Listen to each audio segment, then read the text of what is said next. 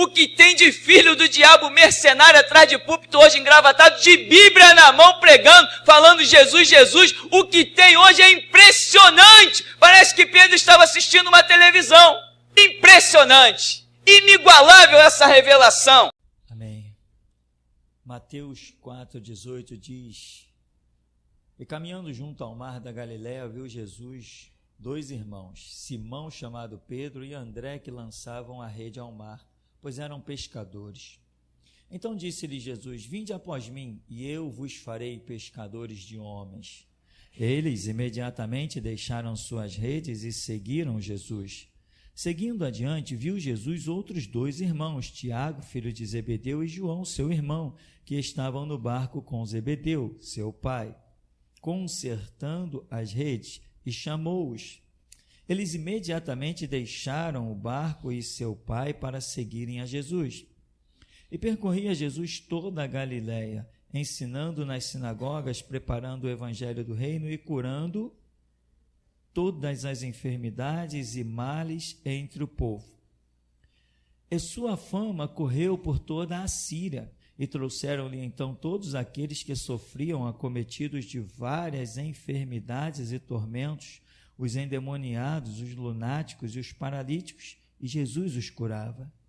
E uma grande multidão da Galileia, Decápolis, Jerusalém, Judeia e de além do Jordão seguia a Jesus. Amém, irmão? Podem sentar.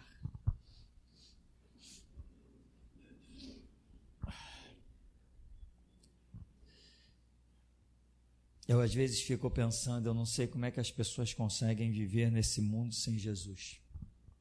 Eu fico pensando isso, olhando as pessoas trabalhando, comendo, bebendo, se divertindo. E eu fico pensando, como que essas pessoas conseguem viver? Jesus é a essência. A vida só existe em Jesus. Fora de Jesus nós sentimos um vazio. Esse é o testemunho de todo mundo. E muitas vezes as pessoas, em busca de preencher esse vazio, encontram Jesus. Outras, em busca de preencher esse vazio, encontram os templos babilônicos, as imagens de escultura, e nunca se preenchem. Encontram as drogas, encontram o tráfico, porque o ser humano sem Deus, ele nunca está completo, sempre tem um buraco dentro do ser humano sem Deus. Esse texto aqui é interessante. Quando Jesus olha junto ao mar da Galileia, viu Jesus 2 irmãos, Simão, chamado Pedro, e André, que lançavam a rede ao mar, eram pescadores.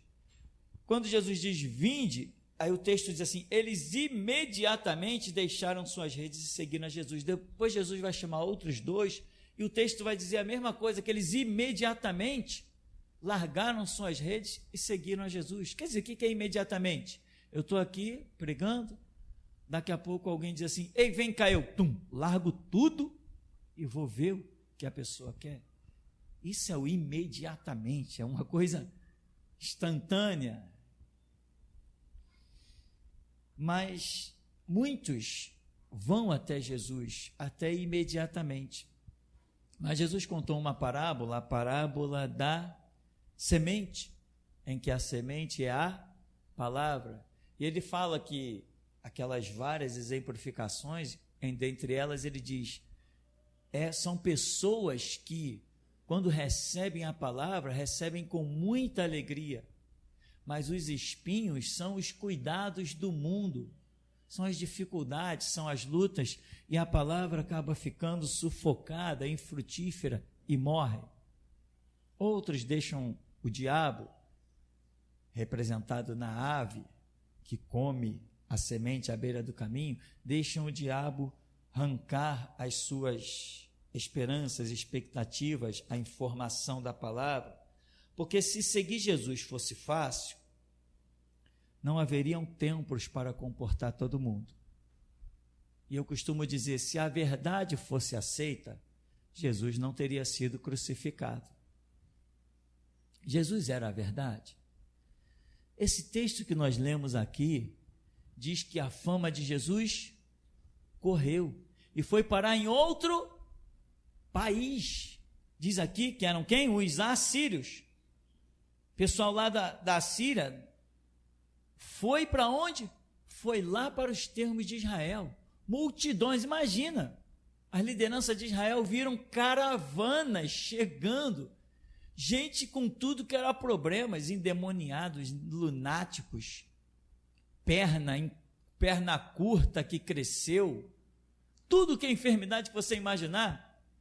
E ali foram curados. A nação de Israel viu isso e tomou essa verdade por mentira. Chamaram Jesus Cristo de endemoniado. Que absurdo, né? E eles esperavam o Messias. E ele está vendo que eles têm ali um homem que não contradiz em nada a lei. Não podia, a lei foi ele mesmo que deu a Moisés no Monte Sinai. Como que ele ia contradizer a si mesmo? Um homem cuja base da sua pregação é auxiliar o próximo. A base da sua pregação é o amor. Amor e justiça. Todo mundo viu as repreensões de Jesus aos escribas e fariseus. Vocês são hipócritas. Mas não disse apenas vocês são hipócritas, por isso, isso e isso. Todo mundo viu a explicação e ninguém foi contra, porque sabiam que Jesus estava falando a verdade. Muita gente vai até Jesus.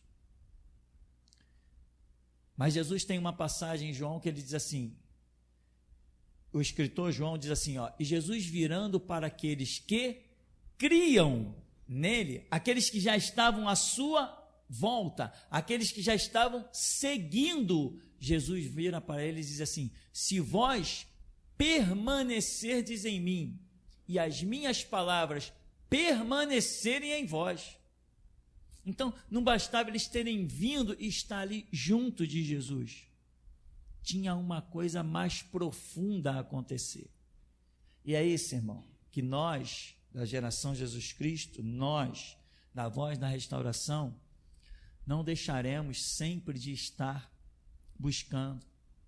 Ou seja, é o sair do comodismo. Não, eu estou na igreja. Não, você estar na igreja não significa nada. Mas, quando as pessoas olharem para você, te odiar, te chamar de endemoniado, aí vai começar a significar alguma coisa. E você olhar para o teu Deus e ele dizer assim, não, vai nessa tua força, eu sou contigo. Está todo mundo me apedrejando, então é perfeitamente, o teu caminho está correto. Porque apedrejaram Jesus e seus discípulos, quiseram matar Jesus e seus discípulos, e mataram muitos, porque era chegada a hora deles, e foi daquela maneira que Deus determinou que eles o iriam glorificar. Alguns de nós aqui seremos mortos pelo Evangelho. Isso já está dito, predito. Alguns de nós aqui seremos mortos pelo Evangelho, e alguns de nós aqui ansiamos por este dia. Porque Jesus não chama qualquer um, entre aspas, qualquer um, para morrer por ele. Ele seleciona. Porque o número dos salvos não tem conta, mas o número dos mártires tem conta. Então, para ser martirizado por Cristo, o número, o chamado é diferente. É algo muito especial. É um privilégio quando Deus separa alguém para morrer por ele. É um privilégio muito grande. E esse é o nosso tema central desse ministério, ensinando a morrer por Cristo. Nunca deixaremos de falar nisso aqui. Porque a um servo cabe ser igual ao seu Senhor. E ele morreu por todos. Logo, todos morreram. Para que aqueles que vivem não vivam mais para si, mas para aquele que por eles morreu e ressuscitou. Então, largaram imediatamente a rede. Largaram. Mas logo se tornaram naquilo que Jesus queria que eles se tornassem? Não. E eis a questão, irmão. Há um chamado, mas há um aprendizado. Você pode estar no primeiro nível da sua caminhada com Jesus. que é o chamado.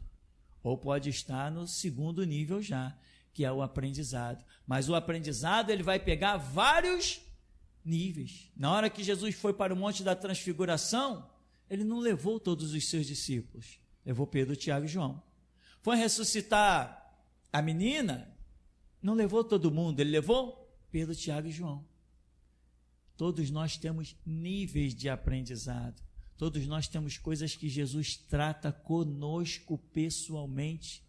Tem coisas que trata com cada um e não trata com todos. É assim. Tem lições que Jesus não ministra para todo mundo. Por que ele não chamou os 12 discípulos, pelo menos? E disse, venham comigo aqui dentro da casa para vocês verem o que eu vou fazer. Não. Vem cá, Pedro, Tiago, João, vocês me acompanham. O resto fica aí. Vocês outros fiquem aí. Jesus ia para o Monte da Transfiguração com aquela glória incrível. Ele chegou, eu vou ao monte orar, fiquem aí, mas Pedro, Tiago e João, vocês vêm comigo, vamos lá para cima. Pedro, Tiago e João tiveram uma experiência que nenhum dos outros jamais teve, né? E eles viram o céu se abrindo, eles ouviram a voz de quem?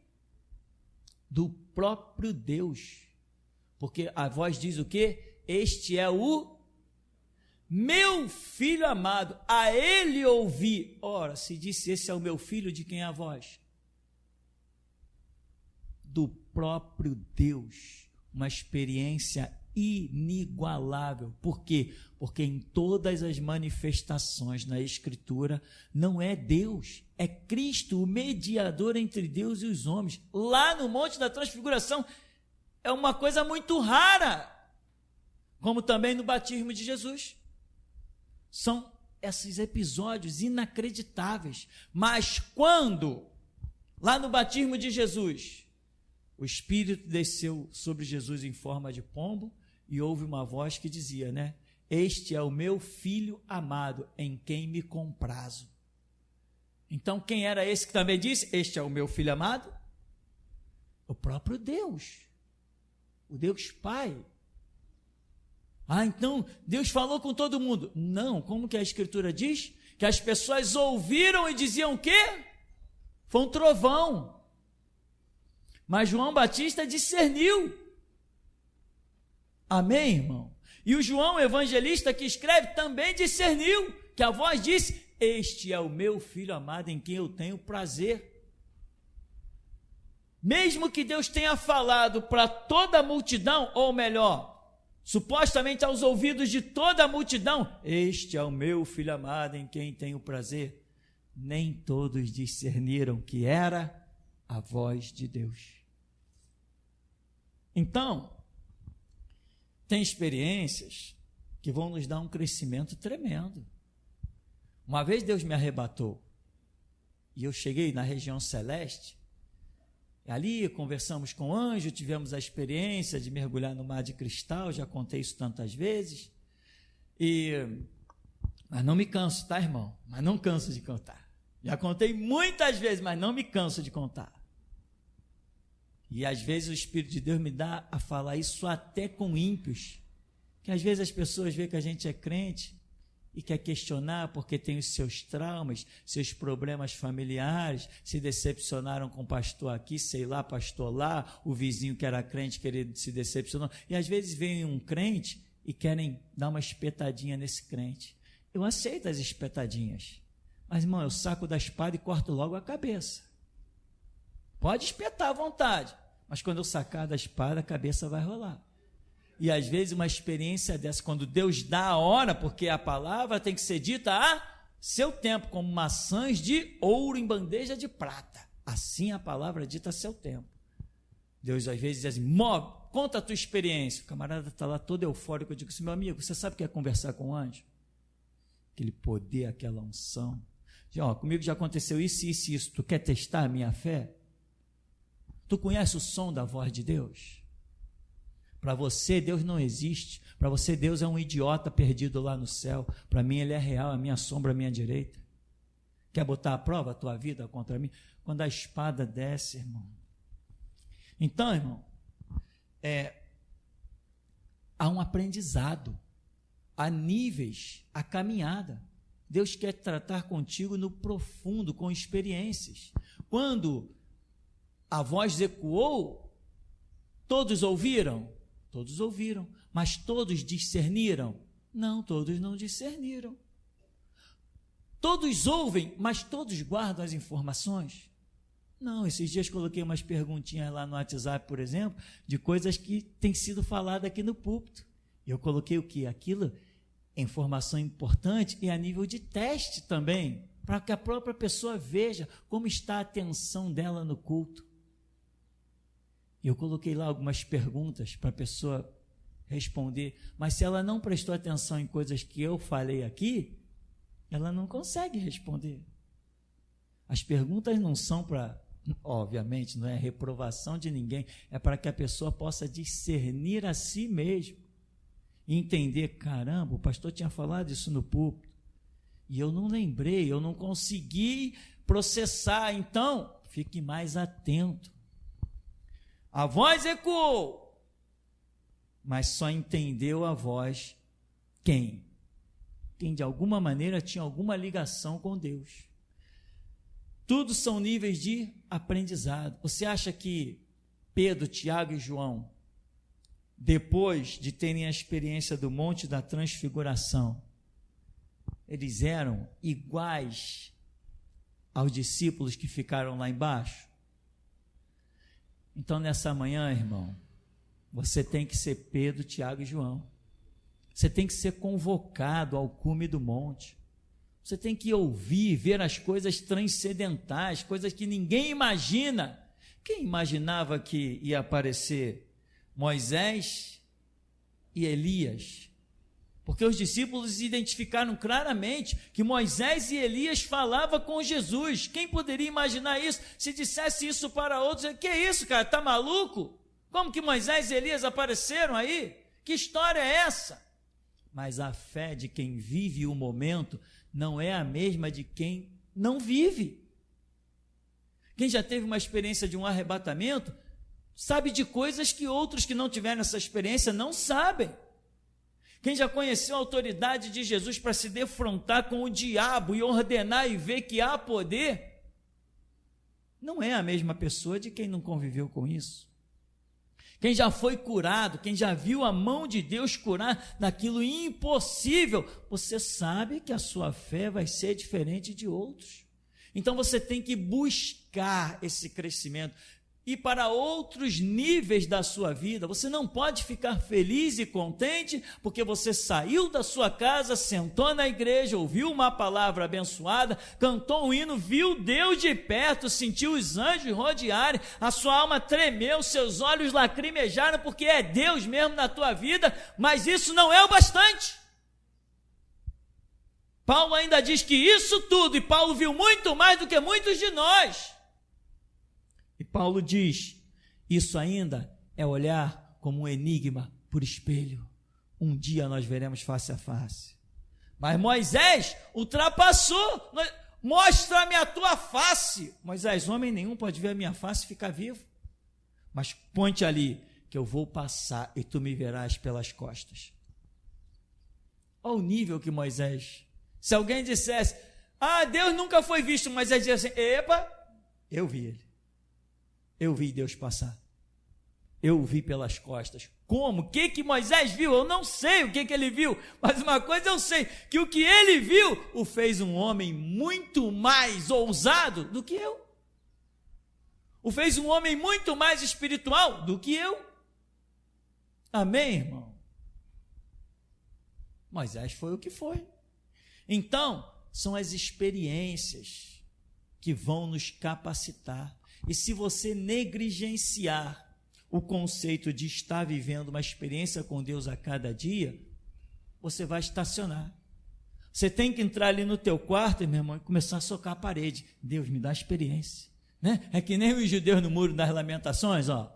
Vai batendo cabeça lá. Jesus, me dá uma experiência contigo. Jesus, eu quero. Jesus, me leva para o próximo nível. Jesus, me dá a graça. Jesus, me dá a força. Irmão, você só cresce quando a sua fé é desafiada.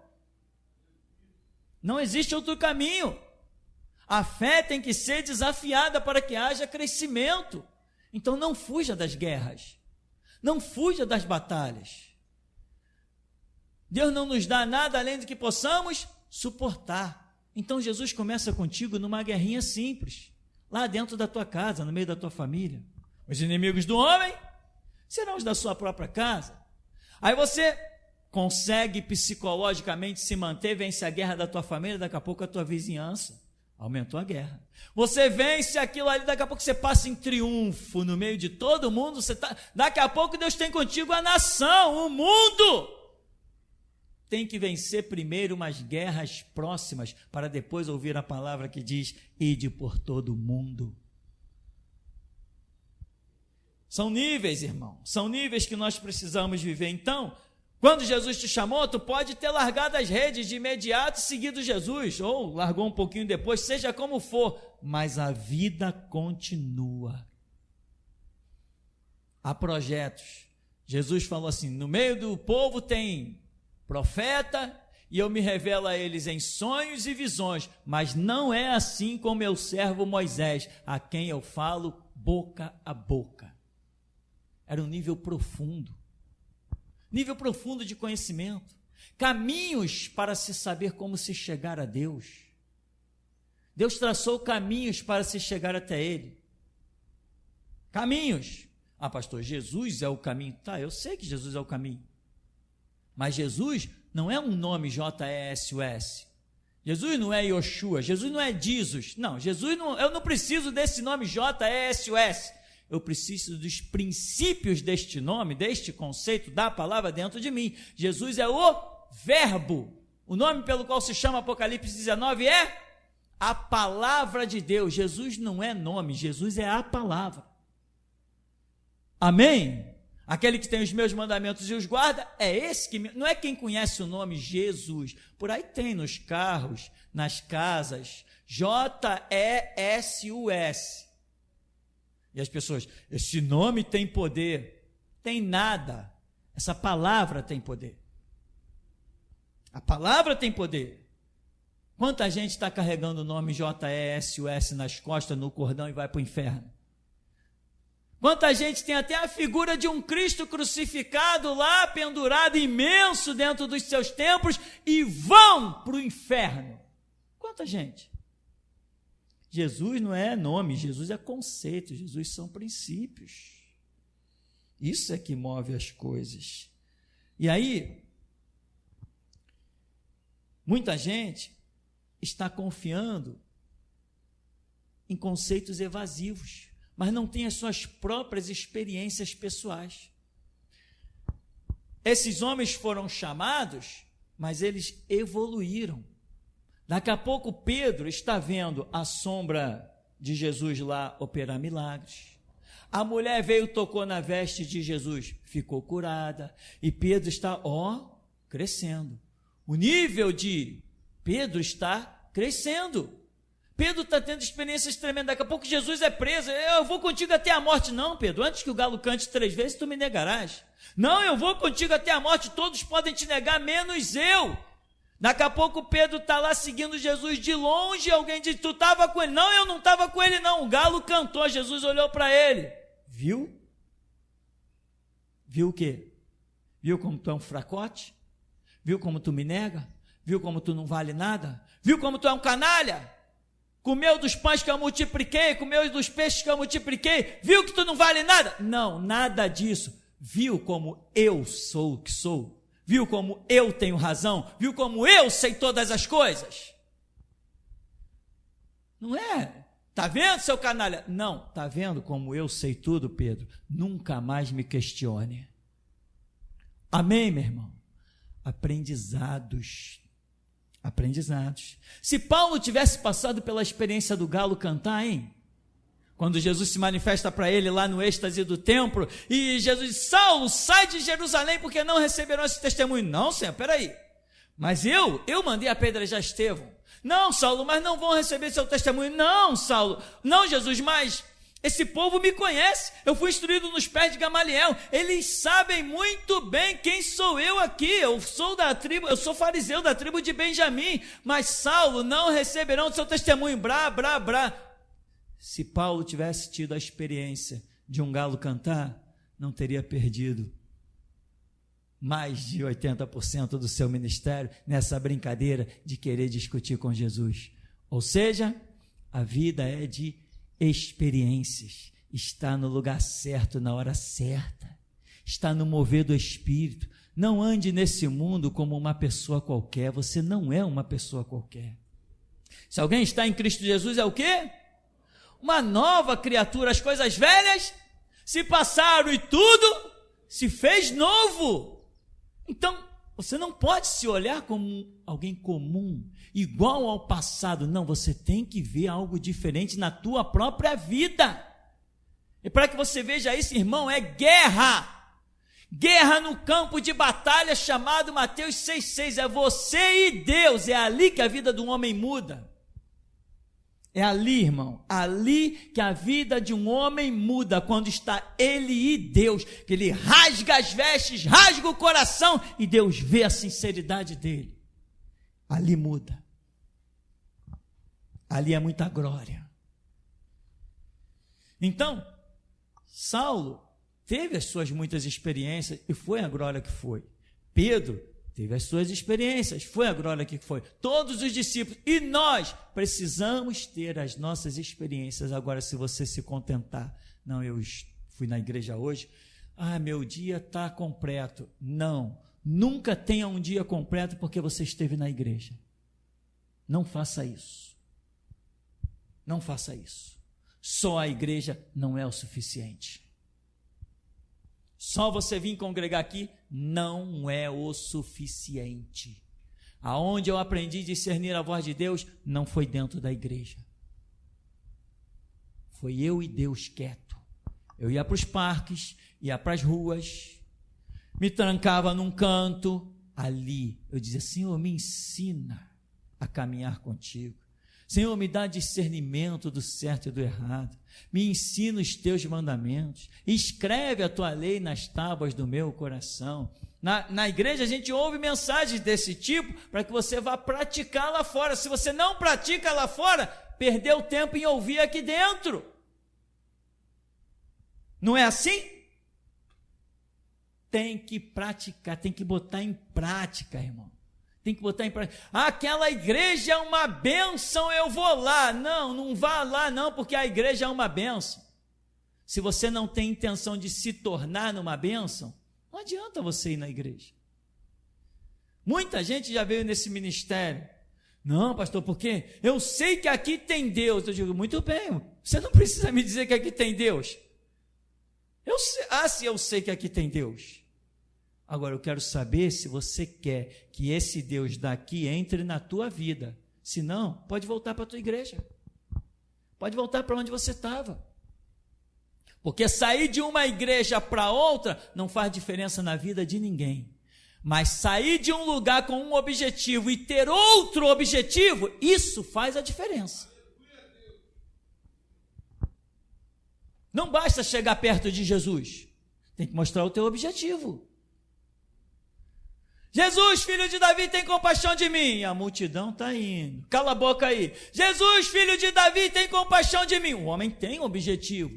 Não importune o mestre, o cara já está longe, você está gritando aí, cala a boca. Jesus, filho de... E diz a Bíblia que ele gritava mais alto. Ele tinha um objetivo. Tinha mesmo? Vamos ver se ele tinha um objetivo. Jesus disse: chama aquele homem lá. Pô, tem bom ânimo, o mestre está te chamando, vem cá. Está aqui, mestre, ele. O que tu queres que eu te faça? Na presença de Jesus ele já estava. Jesus, tem compaixão de mim. Tá bom, traz ele na minha presença. Tá, o que tu quer que eu te faça? Eu quero ver. Então veja. Você está na presença de Deus? É o bastante? Não é o bastante. Não é o bastante. Mas pastor, tem Deus nesse lugar? Irmão, tem Deus nesse lugar a ponto que se um exército botar canhão e tanque de guerra ali fora, nós vamos ter muito trabalho de catar cadáver. Eu sei que tem Deus nesse lugar. Ninguém precisa me dizer. Quando ele disse para mim: vai para tua casa e funda a minha igreja, ele falou comigo. no íntimo, meu espírito tremeu. Quando ele deu o nome Geração Jesus Cristo, eu estava sozinho sentado no sofá quando eu ouvi a voz dele. Ninguém precisa me dizer que há Deus nesse lugar. O fato de ter Deus nesse lugar, o fato dele ser o homem de branco que passeia no meio do candeeiro de ouro, o fato dele hoje estar com as vestes talares te cobrindo, não vai mudar a tua vida. Depende do teu objetivo. Chama o homem, chama o cego, chama lá o problema que ele tiver. Vem cá. O que você quer que eu te faça? Em tese, que experiência você quer comigo hoje? Eu quero a experiência, mestre, eu quero ver. Então veja. E o homem saiu feliz da vida, enxergando, saltando, glorificando. O que você quer, irmão? Quer achar Jesus? Não, ninguém entra aqui procurando Jesus não, amém? Quem vem para cá é porque sabe que ele está aqui. O que você quer? Senhor, eu quero incendiar o mundo. Ah, é? Então toma a tocha. Toma o pavio. Senhor, eu quero explodir o mundo. Então toma aqui a dinamite. Senhor, eu quero penetrar uma espada tão poderosa no sistema que ele nunca mais se equilibre. Está aqui, toma. Senhor, eu quero uma frase que abale o mundo e os corações de quem ouvi-la. Uma frase só. Está aqui, toma. Senhor, eu quero entoar um cântico a ti que glorifique o teu nome, mas que também marrete os teus inimigos. Está aqui, toma. Não basta dizer eu estou na presença de Deus. Você precisa ter um objetivo satisfeito. E quando você vai na presença de Deus com amor e projetos fundamentados na Escritura, Ele mesmo coloca sobre ti aquilo que vai te dar alegria, o objetivo que vai te satisfazer para servi-lo. Jesus faz coisas tremendas. Eu já falei aqui nesse lugar que eu não queria ser pastor. Eu queria o quê? Sair por aí, de canto em canto. Deus já fazia essa obra comigo, fundando igreja, deixando obreiros para lá e tocando o meu caminho. Tinha pastores até que me criticavam por isso. Não, isso é uma obra difícil. Isso é uma obra difícil, você ter que sair com família para tudo que é canto, não sei o que. Eu falei, não, para mim não interessa o que é difícil nem o fácil. Para mim interessa servir ao meu Senhor. Justamente nisso difícil é que talvez esteja faltando mais obreiros, porque ninguém quer. Ainda dizia isso. Mas, irmão, não importa o que é difícil, importa o que Jesus queira que seja feito. Então, quando Jesus disse, vai fundar a minha igreja, eu simplesmente vim por obediência, mas não era bem o que eu queria. E eu fiquei naquilo, o começo do ministério para mim era agoniante. Todo mundo aqui que um dia assumir ministério vai ver que o começo de todo ministério é agoniante. Por quê? Porque você sabe que você não é capaz de nada. Quem é chamado é porque sabe que não é capaz. Os que pensam que são capazes não têm chamado. Então você sabe que não é capaz de nada. E você vê aquela responsabilidade. No começo desse ministério aqui, vinha gente de Petrópolis, gente de Teresópolis, entrava aqui advogado, entrou aqui gente que para muitos é considerado grande, para mim não é nada, gente candidato a político. No começo desse ministério aqui, lá embaixo no terreninho, na terra mesmo, sem nenhum telhado, sem nenhum calçamento, na terra, vinha gente de todo lado, e eu sentado no sofá na sala da minha mãe, olhando assim para a igreja, vendo chegar aquele povo todo, eu dizia, meu Deus, o que esse povo vem fazer aqui? Deus tem misericórdia da minha alma, o que o Senhor está trazendo esse povo todo aqui? Irmão, eu ficava agoniado, e Deus foi trabalhando comigo, me dando experiências.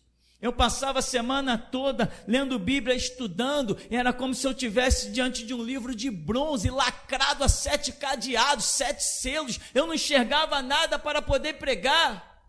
Eu ficava vendo aquele povo todo chegar, o culto era 7h30, e eu olhava assim, 7h25, e eu dizia, meu Jesus, eu não tenho nada para pregar, o que esse povo vem fazer aqui? Gente de tudo que era canto, irmão. Eu ficava apavorado. E quando dava 7h27, 7h28, vinha sobre mim a mão do Senhor. E isso é incrível. Ele dizia, essa é a mensagem que eu tenho para você. Eu nunca me atraso. Teu Deus nunca se atrasa. Sabe, irmão? Mas é terrível. Tu vai passar por isso. Tu vai passar. Tem chamado na tua vida? Você vai passar por isso. Porque se tem chamado na tua vida, é porque você sabe que Ele é o Todo-Poderoso e sem Ele, nós nada podemos fazer. Nada. Então, irmão, quando Jesus chama, Ele vai trabalhando para capacitar, até você entender, encontrar paz. Pedro não foi chamado pelo que hoje nós conhecemos de Pedro, mas pelo aquilo que nós, quando Jesus lança a rede aí, mas não tem peixe, lança a rede, lançaram, quando puxaram aqueles peixes todos, o que Pedro fez? Ausenta-te de mim, Senhor, eu sou um homem pecador. Sabe qual é a característica do tratado de Deus na vida de um homem? Quando Deus realmente chama um homem e este homem está no caminho do aprendizado, uma das primeiras coisas é isso: eu não sou digno de estar na tua presença. Quando o homem não tem isso dentro de si, Senhor, eu não sou digno de estar na tua presença, ele não tem chamado, ele está muito longe do chamado. O primeiro degrau do tratado de Deus é nós reconhecermos o lixo que somos e entendermos a glória que Ele é. Esse é o primeiro, irmão. Esse é o primeiro. Ninguém diz sim para Jesus no primeiro chamado. Jeremias, não, eu sou uma criança. Moisés, não, eu sou pesado de boca, pesado de língua. Ezequiel, não. Jonas, não. Amém, irmão? Ninguém diz não no primeiro chamado. Quem somos nós para ouvirmos Deus dizer, opa, Senhor, estou aqui, só Jesus calado no resplendor da sua graça e da sua glória já nos abala, parece que vamos derreter o coração, vamos virar cinza, vamos virar pó, vamos virar lama que somos. Então, meu irmão, há um tratado, há um chamado. Agora, tem um detalhe aqui que diz que, seguindo adiante, viu Jesus, no verso 21, outros dois, Tiago, filho de Zebedeu, e João, seu irmão, que estavam no barco de Zebedeu, seu pai, consertando as redes, e chamou-os. Chamou a quem? Os dois irmãos, né? Tiago e seu irmão. E o pai? Por que Jesus chamou? Está 3 lá trabalhando. Penso eu, né, que estivesse 3 lá, porque diz assim, estavam no barco com Zebedeu. Então, o pai estava lá. Amém? O pai estava lá. Jesus passou e chamou, você, segue-me. E o outro? Irmão, se você foi chamado, não despreze esse chamado, porque nem todos são. Amém, meu irmão? Nem todos são. Mas Zebedeu, um homem experiente, etc. Irmão, às vezes Deus não quer o experiente. Ele quer aquele que Ele vai fazer experiente. Às vezes Jesus não quer um livro escrito. Ele quer apenas um caderno em branco para que Ele escreva a história. Bem-aventurados os pacificadores, bem-aventurados os pobres de espírito. E uma das interpretações que nós damos a esse pobre de espírito, sabe qual é? Quando a pessoa não está cheia de argumentos, não está cheia de ideologias, é um pobre de espírito. Tem pouca coisa dentro dele, ou seja, é mais fácil Jesus vir e acrescentar o que quiser. Talvez Zebedeu tivesse classificado como um rico de espírito, e Jesus procura os pobres de espíritos. Então, meu irmão, não se contente em apenas vir na igreja, e eu te afirmo, isso não é o bastante. Só pelo fato de Jesus dizer assim, tu quando orares, entra no teu quarto, fecha a tua porta e fala com teu pai. Só pelo fato dele dizer isso, fica bem claro que esse conceito espiritual, que é o que envolve a oração, não está limitado à igreja. Ou seja, significa certamente que nem tudo que Jesus tem a tratar contigo, vai tratar na igreja. Isso é poderoso. E aqueles que não negligenciam o ensinamento da palavra, são esses que vão descobrir os ensinamentos poderosos lá dentro do seu quarto. Quem fica no ensinamento só da igreja, não alcança ministério, porque quando a pessoa alcança o ministério, meu irmão, ela tem que estar num nível muito bom.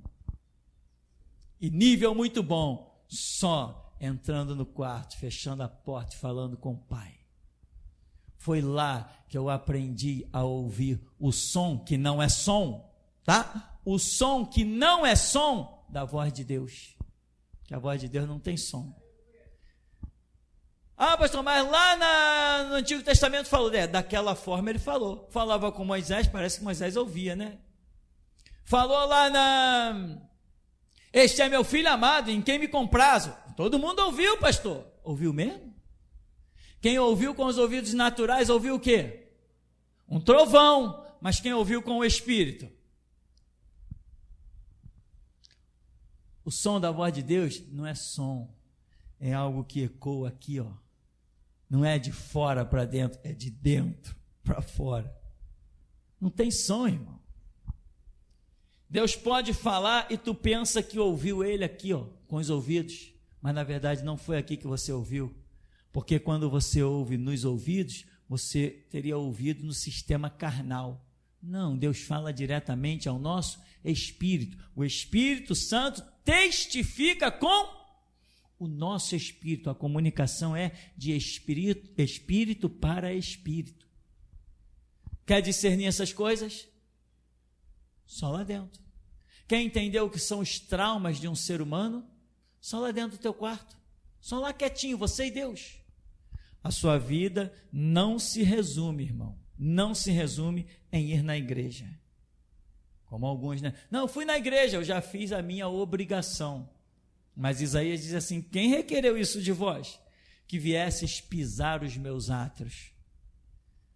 Ninguém faz obrigação nenhuma com Deus. Servir a Deus não é obrigação. Servir a Deus é prazer. E nesse ministério essa é a marca. Aqui nesse ministério, ninguém faz nada obrigado. Só faz se for voluntário. Obrigado, eu não aceito.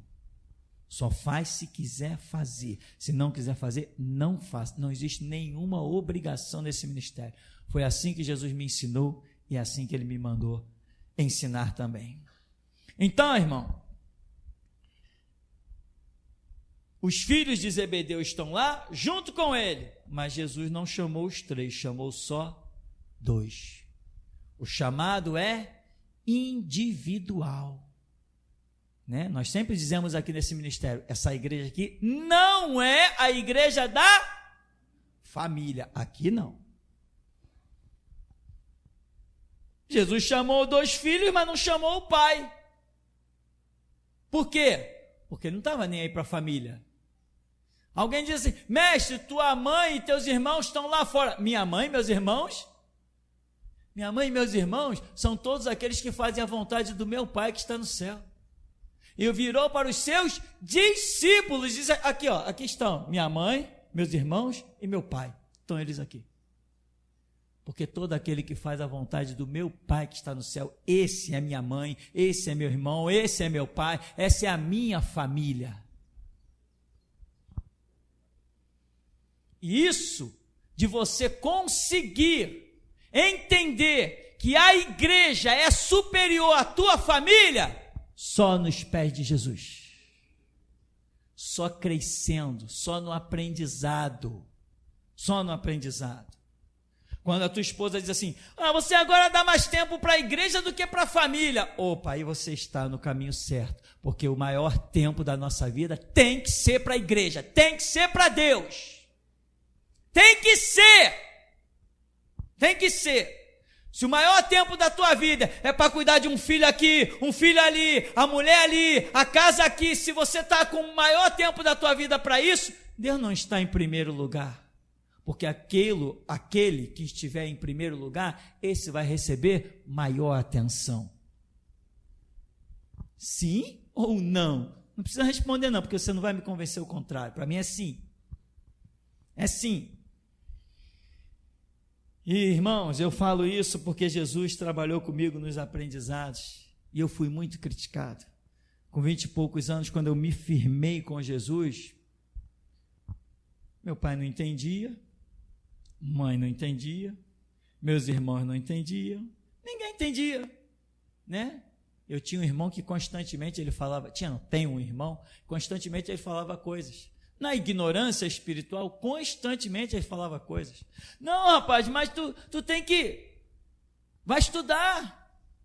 Vai fazer um curso. Vai fazer isso, vai fazer aquilo. Depois tu vê esse negócio de igreja. Para a igreja depois tem tempo. Aí eu mencionava muito aquela palavra que diz assim, não, mas está escrito. Buscai primeiro o reino de Deus e a sua justiça. E as demais coisas serão acrescentadas. E aí, passava uma semana, vinha meu irmão de novo, hoje é aposentado, né? Vinha ele de novo, eu não tenho aposentadoria, a Previdência caçou minha aposentadoria, não me aposento de jeito nenhum, irmão, nessa obra não tem aposentadoria. Passava uma semana, vinha meu irmão de novo, não, rapaz, você tem que fazer isso, eu falei, não, rapaz, mas está escrito, buscai primeiro o reino de Deus e a sua justiça, as demais coisas serão acrescentadas.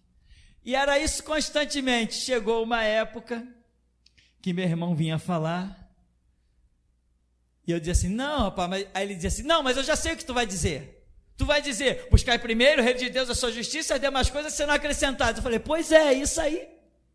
De tanto que eu repeti isso para ele aprendeu.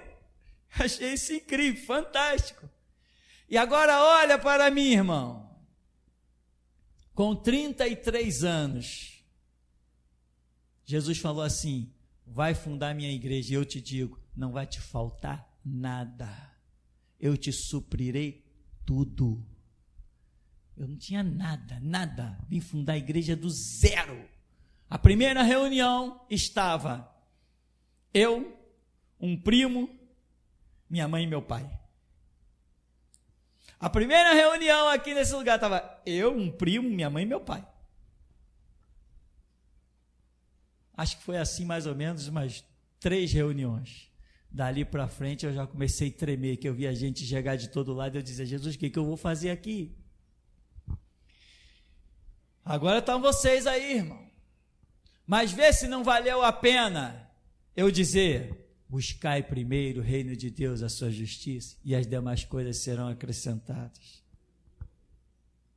Jesus nos fez muito mais, infinitamente, além do que pedimos ou pensamos. Eu poderia ter um trabalho secular, mas jamais teria o que tenho, em paz, convicção, em ousadia, em desafio do mal, em recursos financeiros, jamais teria. Vale a pena buscar primeiro o reino de Deus, a sua justiça, e deixar que Ele, a seu tempo, acrescente as demais coisas. Não estamos aqui em busca do ouro e da prata. Se precisarmos, Ele nos acrescentará. Amém? Então, irmão, valorize o teu chamado, porque talvez o seu pai não tenha sido chamado. Talvez Jesus passou na tua casa e disse para você, vem e segue-me. Mas não disse para o seu filho, não disse para a sua filha, não disse para a sua esposa. Talvez Deus tenha dito para uma mulher, vem e segue-me, e não chamou o marido, e não chamou os filhos. Porque aqui ele passou e viu os 3 lá e disse assim: eu vou separar essa família. Amém, meu irmão? Vou separar, vou rachar isso daí. Porque enquanto eles estiverem lá os 3 na comunhão, não passarão de pescadores de peixes. Eu vou mostrar para eles um ofício glorioso: pescar homens. Atente, irmão, para essas coisas muito simples da Escritura. Eu tinha uma oração redundante. Eu suplicava a Deus o seguinte: eu pegava a Bíblia, eu ia para o meu canto e dizia assim: Jesus, não me deixa ler esse livro sem perceber as lições dele. E eu suplicava isso. Por quê? Porque eu via pessoas lendo textos dentro da igreja e não conseguiam compreender aquelas coisas. Textos que as pessoas já tinham lido 15, 20, 30 vezes durante anos, décadas, mas ainda eram cegas. Eu percebi aquele negócio, eu falei: ué, tem gente que lê a Escritura, mas não percebe o que o texto diz. E eu fui para o meu canto: não, Jesus, não me deixa, não deixa isso acontecer comigo. Quando eu ler a tua palavra, Deus, me deixa captar todas as lições dela. Todas, irmão, para a nossa cabecinha é impossível. Mas Jesus entendeu a sinceridade do meu coração. E grandes coisas fez o Senhor por nós. Amém? Todas é impossível. Nunca existirá na face da terra um homem nesta era. No milênio eu não sei o que vai acontecer, mas nesta era nunca existirá um homem que consiga ter a tradução de todas as lições bíblicas, de cada página, de cada texto. Isso é impossível. É coisa demais do projeto desse Deus infinito para essa nossa mente finita. Agora, você pode captar o suficiente para ser uma glória e ainda mostrar aos outros o caminho que devem andar. Então, vamos encerrar com essa questão aqui. Seguindo adiante, viu Jesus outros 2 irmãos, Tiago, filho de Zebedeu, e João, seu irmão, que estavam no barco com Zebedeu, seu pai, consertando a rede, chamou-os. Eles imediatamente deixaram o barco e seu pai para seguirem a Jesus. Muitas vezes, irmão, não tem jeito não. Você vai ter que deixar alguma coisa para trás ou alguém para poder seguir a Jesus. E o texto não diz assim: Jesus chamou esses homens e eles disseram: vem, pai, vem você também. Não, nada disso. Você não tem autoridade para chamar ninguém para esse reino. Aqui não mendigamos Jesus para ninguém, não batemos na porta de ninguém. Jesus é quem chama, quem ele vai querer para cá. Nós fazemos o que ele manda. Ele mandou distribuir site, distribuir CD, isso a gente faz. Quando alguém diz assim: eu estou querendo ir lá na igreja, tá bom, quando você decidir, vai. Ninguém aqui é babá, amém, meu irmão? Ninguém aqui é babá. Todo mundo aqui paga o seu preço. Quem quiser vir para essa glória tem que pagar também. Essa é a retórica que Deus nos tem dado nesse ministério. Não vendemos Jesus como um produto barato. Não ficamos dando Jesus como que mendigando o pão. Não. Quem tem o que é bom somos nós. Quem quiser que se junte a nós, porque nós não vamos sair do nosso pedestal para ir buscar ninguém. Quem quiser que se esforce para chegar até onde nós chegamos. É assim que Jesus nos tem dado esse ministério e é assim que Ele até aqui nos tem ajudado. Amém, irmão? A paz para toda a igreja, a honra e a glória seja dada ao nosso Deus, amém? Irmão Clark, Deus me mostrava, irmão, o seu caminho, você carregava uma pequena cruz, sendo que essa cruz caía, irmão, aí vinha um anjo do Senhor e te ajudava a colocar de volta, amém? Pastor, eu vi uma fila de homens. Só que esses homens, todos eles tinham a face do Senhor, e via que o primeiro da fila continuava no caminho, e o quarto, o quinto, o nono desaparecia. Porém, essa fila nunca terminava, sempre chegava a homens. Amém. Quando o irmão Alexandre estava orando, eu vi descer do céu um grande anjo, muito forte, muito forte mesmo esse anjo. E ele desceu, botou a mão pelo lado esquerdo ali do púlpito, e ele ficou do seu lado e botou uma grande espada no chão. E o entendimento que eu tive foi esse: Deus está mandando esse grande anjo para o seu lado, e assim te manda dizer o Senhor: fala, não te cala, pois eu sou contigo. E eu tive um entendimento nessa hora que eu recebi essa palavra, que essa peleja é dentro do seu trabalho, irmão. É isso que eu entendi. Amém.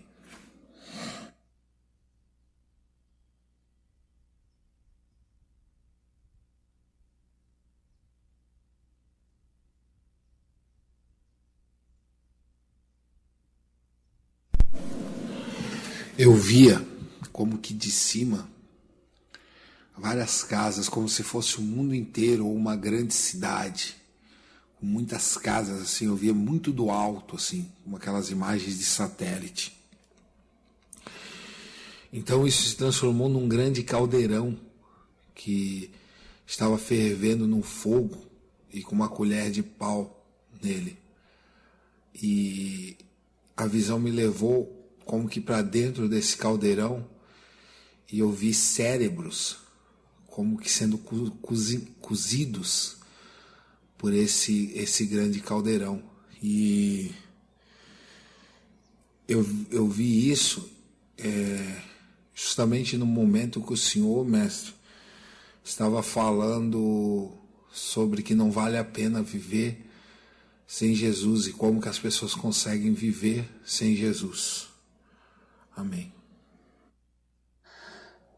Quando o irmão Altair estava cantando esse louvor da cidade, eu vi várias chaves caindo, muitas chaves, como uma chuva de chaves, caiu em todo o templo. E eu vi quando alguns se abaixavam e vinha alguém muito grande e coroava essas pessoas, mas coroavam não com uma coroa, mas com uma coroa de espinhos, igual a que Jesus Cristo usou. Amém.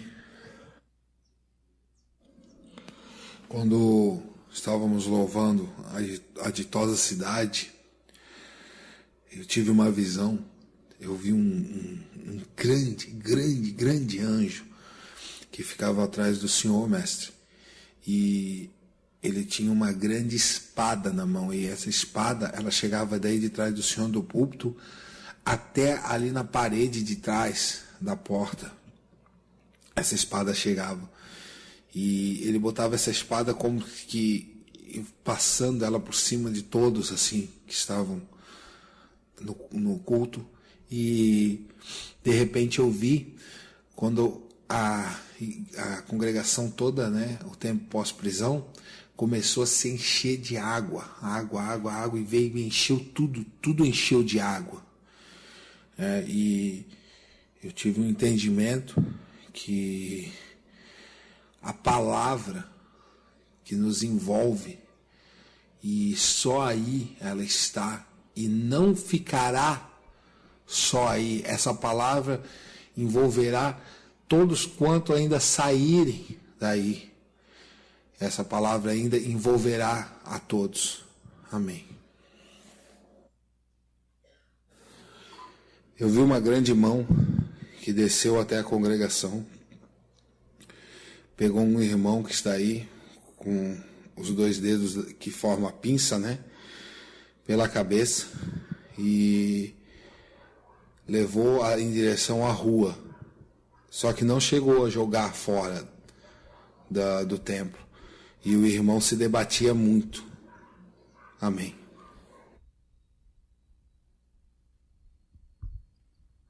Amém, irmãos. Vamos ficar de pé então. Nossa esperança é sua vinda, o Rei dos Reis, vem nos buscar. Deus bendito, Deus eterno, nós te glorificamos pelo privilégio de poder te adorar, meu Senhor, e suplicamos ainda, Senhor, que não percamos as tuas lições, Deus, de cada vírgula, ó Deus, de cada ponto, de cada palavra, possamos aprender as tuas lições dia após dia, porque o Senhor disse: aquele que tem os meus mandamentos e os guarda, é esse que me ama, e o que me ama será amado do meu Pai. Eu também o amarei e me manifestarei a ele. Por isso, Senhor Deus Todo-Poderoso, concede-nos a tua graça, dá-nos o teu favor, pois confessamos que sem o Senhor nós nada podemos fazer. Assim nos leva, Deus, em nome do Senhor Jesus. Guerreiros, nós que por ti daremos a vida, te saudamos. Aleluia! Amém, irmão? Vamos em paz em nome de Jesus.